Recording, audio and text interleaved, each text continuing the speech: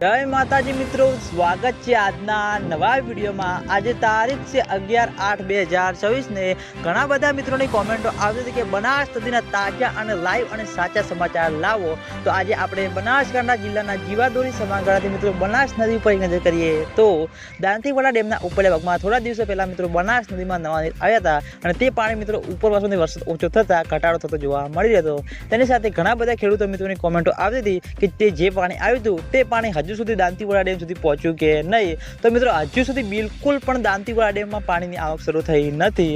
ચોમાસાના આ સારા દિવસો આગળ વધતા રહી છે અને આ દિવસોમાં મિત્રો બનાસ નદીમાં પાણીની આવક નહીં થાય અને દાંતીવાડા ડેમમાં પાણીની આવક શરૂ નહીં થાય તો આગામી દિવસોમાં કંઈ નક્કી હોતું નથી। એટલે ખેડૂતો મિત્રોની આશા છે કે જેમ બને તેમ ઝડપી દાંતીવાડા ડેમમાં પાણીની આવક શરૂ થાય અને દાંતીવાડા ડેમમાં પાણીની આવક શરૂ થશે તો સૌથી પહેલાં તમને બધાને આ ચેનલ દ્વારા વિડીયો બનાવી જાણ કરવામાં આવશે।